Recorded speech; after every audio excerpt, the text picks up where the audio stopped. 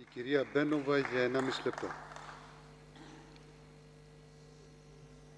Ďakujem veľmi pekne, pán predseda. Pán komisár, ja musím povedať, že ma prekvapuje, akým tónom je vedená táto diskusia.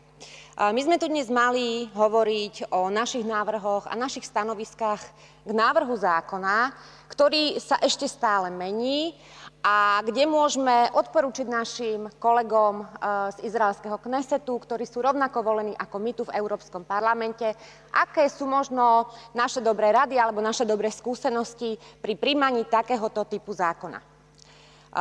Žiaľ Bohu, táto diskusia sa zvrhla ale do akéhosi boja časti tohto parlamentu proti Izraelu vo všeobecnosti.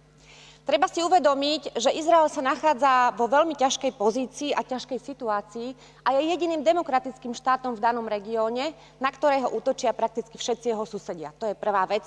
A aby nevznikli pochybnosti, v predchádzajúcom volebnom období som bola 5 rokov podpredsedníčkou delegácie Európskeho parlamentu s Izraelom.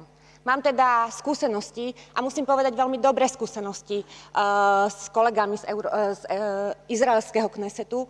A nikdy som nemala pocit, že keď sme tam prišli ako návšteva a mali sme aj otázky, ktoré im možno neboli príjemné, že by na tieto otázky nechceli odpovedať. Nakoniec mnohí z vás, ktorí tu aj teraz sedíte pri tejto diskusii, ste spolu so mnou v tejto delegácii pôsobili, alebo aj v súčasnosti pôsobíte.